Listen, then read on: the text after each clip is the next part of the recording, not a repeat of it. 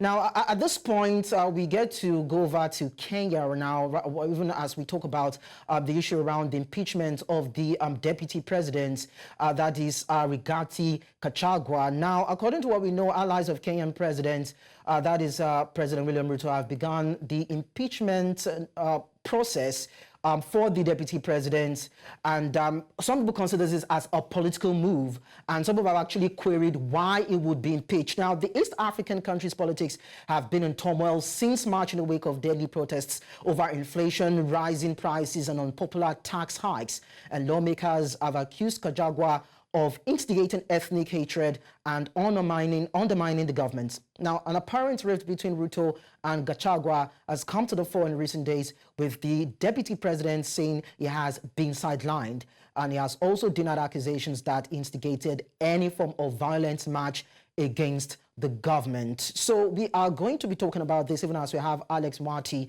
socio-economic commentator and political analyst from Kenya, looking at this particular discourse. Good evening to you, Alex. Can you hear me? Can you please unmute your device? It's unmuted. Okay, beautiful. Yeah, we can hear you now. It's nice to have you around. Thank you. Always a pleasure to be here. All right, that's good. So let's get into it. Now, those who've actually backed the impeachment, accusing Rigathi Gachagua of having a role in the June's anti-government demonstrations, seems to be very serious as regards having Rigathi impeached. And I'd like to find out if there's any justification for that move, looking at the allegations leveled against the Deputy President. I think the best way to start off is for us to agree that the impeachment of the Deputy President is a constitutional matter, and hence it has to follow the Constitution of the Republic of Kenya that was passed in 2010. And the grounds for impeachment of the President, of the Deputy President of the Republic of Kenya, is on only three grounds. One, that he's gone against the Constitution. Two, that he's committed a crime, either national or international. And three, that he has committed gross misconduct in his fulfillment of his role as a Deputy President of the Republic of Kenya, which basically is a personal, principal assistant to the president. He doesn't have a power by himself, but he's a principal assistant to the president. Hence, the members of parliament who are accusing him have collected what they would call information, whatever evidence, which they say they're going to do around those three areas. How has he committed crime again? Gone against the Constitution? There are grounds. What about committing crime? There are grounds that they are coming up with. And the third one, of course, they're talking about gross misconduct. In the final 10 list, the Gen Z's one was not included in that particular one, but they have what they are considering to be grounds for all the three requirements as per the Constitution. Okay, so let me understand from where you stand, even as we await the aggregation of the documents, or should I just say facts, backing these allegations against him. From what had transpired during the protest against the finance bill and the accusation around corruption and, promoting ethnic divisive politics, so to speak, looking at the conduct of Rigathi, as it were, from where you stand now, from your own perspective, would you say that these allegations are valid? Number one, let's first agree also that the process should be Parliament will discuss, and if the two-third majority agree that there is reason to impeach the president, based on the discussion that we'll have in the coming days, because yesterday the bill was presented for discussion in Parliament. Then once they agree, then it will be passed over to the Senate, which is basically for all practical purposes, the higher house, for them to be able now to prosecute the whole process and be able to give Gachagua a chance to be able to defend himself. From reports today, he will also be given a chance to defend himself on the 8th of this month in Parliament, in the National, what you call the National Assembly, before it passes over to the Senate. But these are grounds of accusation, meaning that they have to be discussed. they have evidence has to be produced, and there has to be a way of relating what they consider to the crime that he has committed. Alex, Alex, I understand. The reason I'm putting a question to you is because you are a Kenyan citizen, right? Yes. You are part of what has happened in the country, let's say in the last 1 year. And you should be able to, say, because he's the number 2 man in the country, these allegations leveled against him, we know what the constitutionality requirements are as regards, or should I say legislative processes are as regards, allegations and having someone being tried. So I'm actually asking you if you are convinced that these allegations leveled against your vice president are valid. They're not. That's a double-edged sword question, because he has a character of a Kenyan politician, and everything that he's been accused of, every single politician commits that crime every single day. One, they abuse each other, they create, they support their own ethnic groups in every conversation. You talk about the Speaker of the National Assembly, you talk about the President himself. In his appointment, is extremely skewed towards his own community, and that's a fact. When you talk about people being corrupt, we've had situation that everyone is corrupt. So bottom line is a Kenyan politician's character. As to whether that can test the stand of time as a crime for one to be impeached, I'm waiting to see. Is there a fallout between President William Ruto and Rigathi Gachagua? Some people feel this is a political witch hunt. And a lot of speculations have gone around of friction between the both of them. And that is what is actually fueling what is happening right now. I'd like to find out from you, is there a misunderstanding or some feud that is brewing between the both of them that we may need to understand? Yeah, it's a political machinization, of course. It's not the first time that a deputy president or vice president has gone through this situation in this country. When the president doesn't agree with his assistant, principal assistant, in the past, the same process has gone on. There's a time we had a vice president who was called Msaliti. Msaliti in Swahili means somebody who has betrayed the other. And so this is basically politics. It's nothing else. No proof of anything. It's just politics. And again, for people that might be listening from me from outside Kenya, we have about 5-6 very major corrupt deals that are being investigated right now. So basically what the politicians are giving us is something to discuss about so that we can forget the corruption issues that are very, very major in this country. Okay, now, well, Gachagua has actually come out to dismiss such allegations, but then there was a statement you made earlier as regards corruption permeating the entire political system in the country. I would not want to, isolate Kenya in this particular discourse because it seems to cut across various African countries, if not all over the world. But then I like to, put this directly to you as regards the person of President William Ruto. A few people feel he's throwing every other person around him under the bus for a finance bill that failed to scale approval, so to speak, from the members of parliament. He sacked his entire cabinet, started, bringing in 1 or 2 of them. Now it seems to be fighting his vice president over these allegations. And a lot of people feel he should look inwards and look at his administration if he has actually done well and should be able to take the blame rather than blame others and have others take the fall for it. I don't know if you share that same thoughts. 100%. He's trying just to cover up. If you ask me, this is a machinization of the President of the Republic of Kenya, of course. He pretends not to comment about it, but this matter has been going on for the last 2 weeks. And if you have respect for your deputy, you'll either come out and support him or tell him, yeah, you are wrong, and whatever. But the bottom line is Ruto has performed extremely poorly. He promised heaven, he's delivering hell in this country. And because of that, then he's had to look, the political class has to look for something that people can talk about so that they forget the pain they are going through because of his misrule of this country.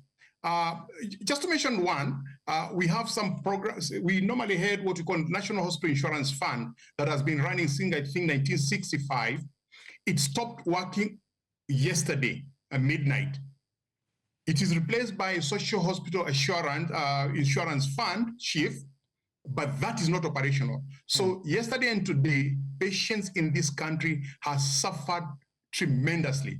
The CS for Health is trying to explain that she can't even herself understand what it means to have a so-called SHA, Social Hospital Authority. She has no clue. So basically, I agree with you that what the government is trying to do is to divert attention from their misdoings so that you cover up and have the nation talking about this impeachment and all that. So kind of throwing someone under the bus so that you cover yourself. Now, Kenya and East African countries' politics, according to reports, have been in turmoil since March in the wake of Delhi protests over inflation, rising prices, unpopular tax hikes, and all that. And some people feel that, all the policies that William Ruto has come out with since inception as the #1 man in the country has been according to the way IMF and the World Bank have tailored it, because he seems to be looking for a way to raise finance to actually, finance his budgets, or to actually fuel its administration in terms of expenses. So whatever it is that the international bodies, in terms of terms and conditions, have placed before him, he would accept. Would you consider him as a puppet of these international bodies? Of course, coming up with policies and implementing them, whether or not it goes down well with the citizens? If you ask me, that's also an excuse that people have been using for him so that he can find something to hold on as a straw. The bottom line is the President of the Republic of Kenya. So he can't pretend that there's anybody out there who's giving him instructions to do that. Between you and me, the bigger issue in this country is the wastage that is done by the government that is running. Until the process became big in June this year, for 2 years, he had 3 foreign trips every single month. Then he couldn't travel in July, August because of the protest, but in September, he made 5 foreign trips. As a president, what are you doing going out of the country 5 times? So he's wasting the money. He's appointing his cronies who have no clue how to run a country. And then he's looking for IMF and World Bank as an excuse for him. But I thought he's trying to, talk to international investors to bring in money into the Kenyan economy. Are you saying that was a futile expedition? Completely futile expedition. One of them is that I'm sure you've heard about Adani, who's come and he's been given the airport in Nairobi to lease for 30 years for doing nothing. We read that article and you're thinking, are people mad on doing that? Bottom line is that if we are going to develop Africa, we've got to start thinking from ourselves, from a point of selfless leadership. This is selfish leadership. Okay, now looking at the process now that might lead to the impeachment of the deputy presidents, as we call deputies vice presidents in Nigeria, but I think in your country it's deputy presidents. Now the process might actually lead to the impeachment of Gachagua as the case is. But let's look at the legislative procedure right now. We're looking at around 291 members of parliament that will be sitting or presiding over this particular case. And the deputy president is someone who seems to have a strong political backing, but then I beg to be corrected. I'd like to get your perspective as regards this, if there would be a legislative might to having been impeached compared to the political backing or the electoral backing that he has that actually helped in fueling the emergence of Ruto into power? Two things to consider: that the 291 members of parliament are members who signed on the petition for the impeachment for it to be acceptable in parliament for discussion. Because if a member wants to do an impeachment for the deputy president of the president, you need to get, I think, about 220 members of parliament signing to say that they are in agreement that we can have this motion. So for him, it's 291, which is a big number. And that's why yesterday the motion started to be discussed in the impeachment process started yesterday in Parliament. Number two, if 291 signed, it means that chances are they will vote for the impeachment, which means that it's almost like already done, even before the conversation and the discussion have happened. But then, looking at what is playing out now, it seems everybody is equally blaming Gachagua for what has happened in the country, most especially looking at the protests in the country. And one would want to ask the question: Gachagua was not the one that proposed the finance bill that went on the ground, that led to the civil uprising in the country. So if we understand the fact that there's an issue between the president and the deputy president, what is the squabble or the bone of contention between the deputy president and the legislative arm? Or should we say that they are under the whims of the president? Maybe I can give you some bit of background that the president and the deputy president belong to the same party, what you call the UDA party in Kenya. And the deputy president was nominated by the president to be his running mate, and then approved by of course, the structures of the party as a running mate, meaning that a lot of members of parliament seems to be aligning themselves with the president, and in Africa, you know what that means, that you align yourself to the side that your bread is more buttered. So, and that's why he looks like he's, from a political class position, he seemed to be isolated. But from where he comes from, especially they call it the Mount Kenya area, on the ground with the common citizen, they are behind him, but the members of parliament are on their side. Yeah, I hope I've addressed your question. Yeah, of course. I tend to understand that. Now, let's look at what Rigathi's response has been. Now, the vice president, or the deputy president, so to speak, Rigathi, has called himself the truthful man, or a truthful man, attributing his remarkable rise to the fact that he speaks the truth to power. And he has come out to say that the reasons for his recent troubles is because he's one that is outspoken. He has an outspoken nature. Is that the way you describe him? And should we attribute the political imbroglio which he's faced with now as a reason, or as the back end, no, not even back end, as the outfall of, the fact that he comes out to speak the truth as he has claimed to power? One thing is definite, that he calls himself the truthful man, and that's basically the tag name that he has been given in this country. Everybody talks about the truthful man, and it's because he shoots from his hips. He has no qualms saying what he wants to say, and that, of course, is one of the reasons that they have been squabbled. At the beginning of the presidency, maybe just for information, the Constitution of Kenya created what we call the presidency. The president and the deputy president. The deputy president is a principal assistant to the president, so he's a holding office. Basically, if something happens to the president, then he can take over. So he doesn't have what I would call as very specific role, except the one that is given by the president.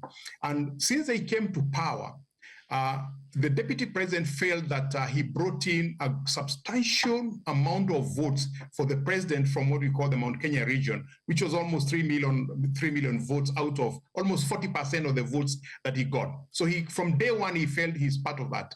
To an extent, at some point at the beginning of their rulership, he kept talking about that this government is a shareholders business, and we have 50% and this man has 50%, so he has to give us. So from day one, they started disagreeing because of a sharing of power, number one, and sharing of course, between you and me, this is Africa, the loot that was coming out. So I think he felt that it was not being shared enough. So the truthful men have been shooting from his hips, and reached a point where everyone now wants, the people on the president's side wanted him out of the way. But then when we talk about sharing of power, either regionally or county-wise or state-wise, depending, should that, or does that in a way affect or whittle down the influence of William Ruto to the point where it seems as though he sees his deputy as a threat to his political ambition.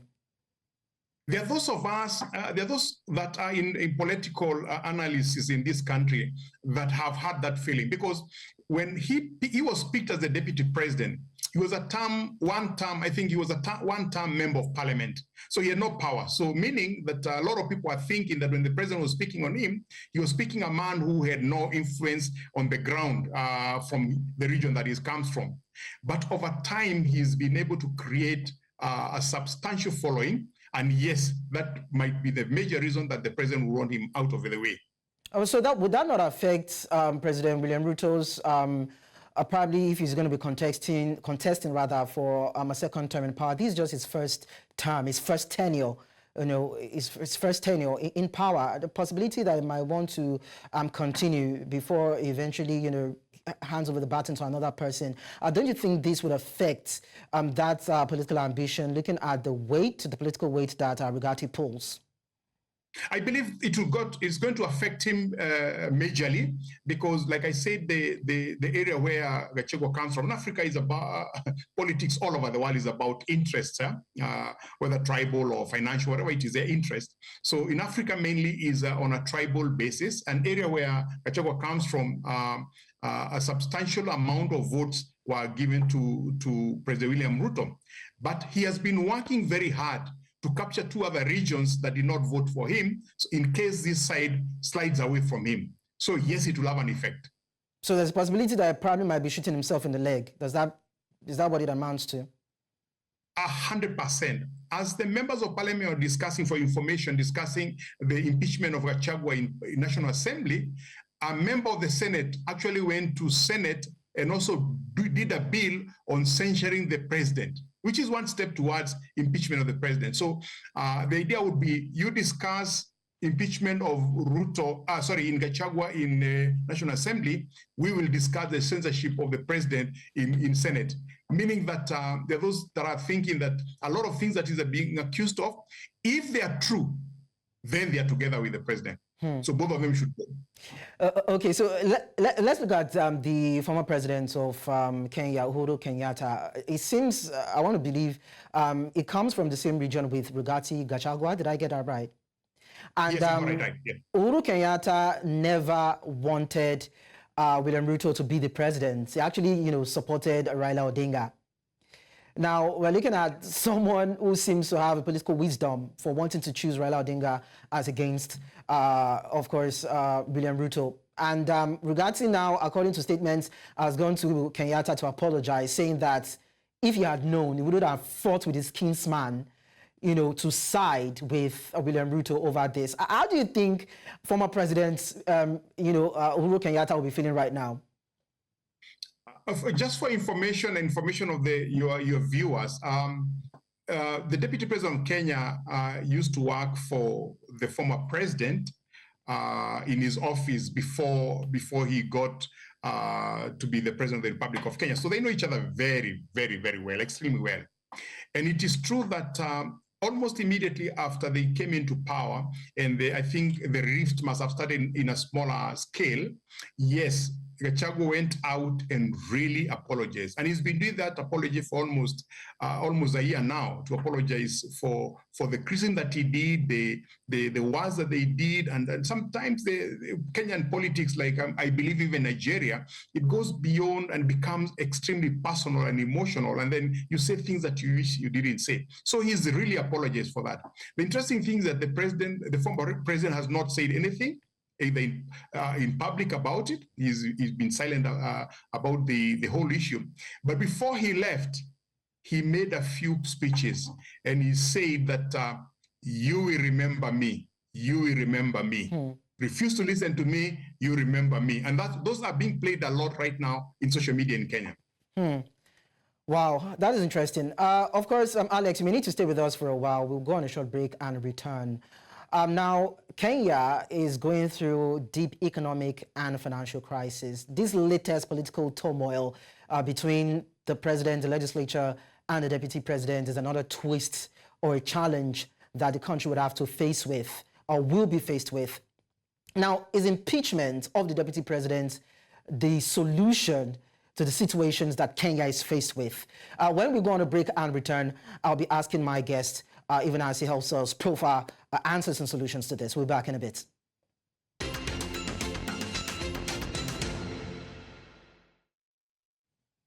You're watching The Conversation on News Central Television. We have been x-raying the, of course, initiation of impeachment proceedings against the Deputy President of Kenya, Rigathi Gachagua, by the members of parliament in the country. And of course, I have been talking to Alex Mwathi, who is a socio-economic commentator and a political analyst in Kenya. And of course, he's still with us. And we have been x-raying the reasons for this impeachment, if they're valid, if they're justified, if the person in question is actually guilty of the allegations leveled against him, which borders on the issue around corruption, ethnic divisive tendencies, anti-party or political gimmicks that seems not to be sitting down well with the president of the country, amongst some other issues. So, Alex, earlier on I was asking, one of the, or part of the main issues Kenya is faced with,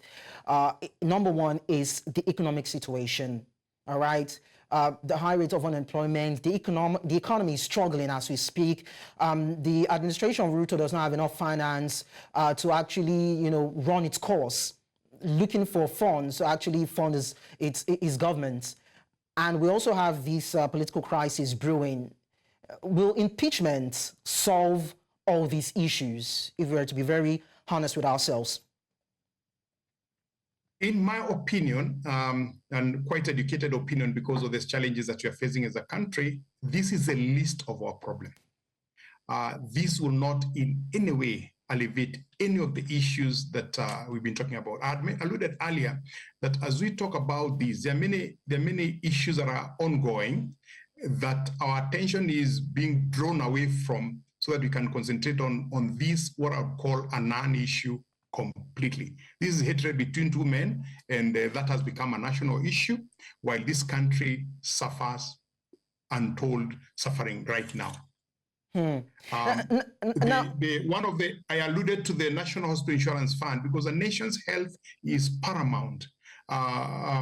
This evening, the CEO for what we are calling Social Hospital Insurance Fund have admitted that their systems has collapsed. They can't be able to roll out that help to patients.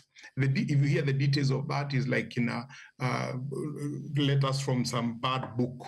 If you look at the corruption issues that are on top of the table, if you look at the level of debt that this country has, we really need to push this country forward. This will not help us in any way whatsoever. Okay, so looking at the people most affected by the economic or socio-economic squalor in the country, the people. Now, the Deputy President came out to say that 200 legislators cannot overturn the will of the people. I'd like to find out from you, what do you think the will of the people is as regards the impeachment proceedings against Rigathi? Politics are parochial in this country, or in most of the African, not most, all African countries. So that when he says that, he means that the people that will be next to him, following him up, supporting him, people from the Mount Kenya region, and they are, like I told you, is a major majority in this country, that they will be behind him in terms of supporting him on the ground.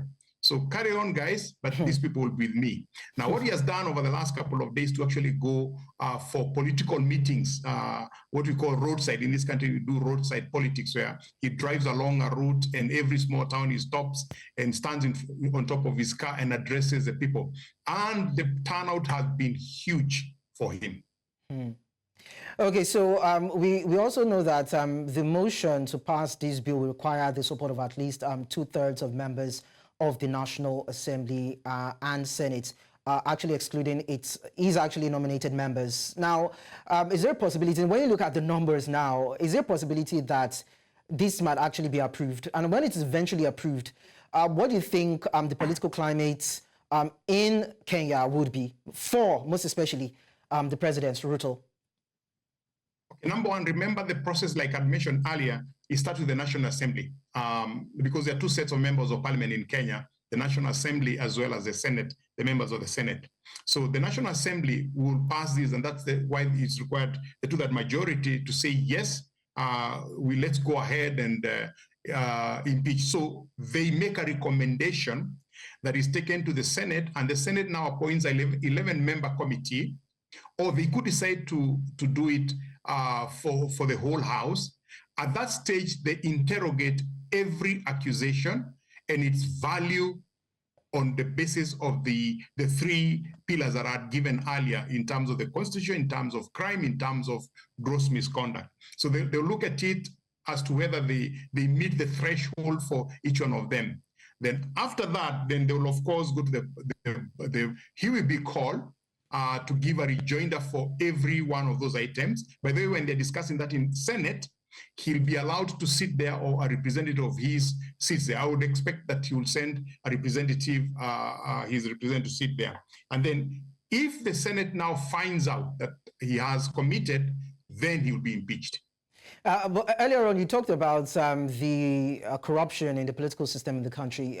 Are you sure or confident that the legislature, the legislative arm, will be able to deliver an impartial judgment after findings have been made? Already allegations are running like wildfire in terms of how much money the members of parliament have been given. But those are allegations. Sometimes you're not very sure whether that happens or not. But they say in Kenya, I don't know whether you say that in Nigeria, that where there is smoke, there is fire. So there's quite a big amount of money has passed hands, and so it will be done. At least at the National Assembly level. When you go to the Senate, there's a little bit more of substantiating what you accuse someone on.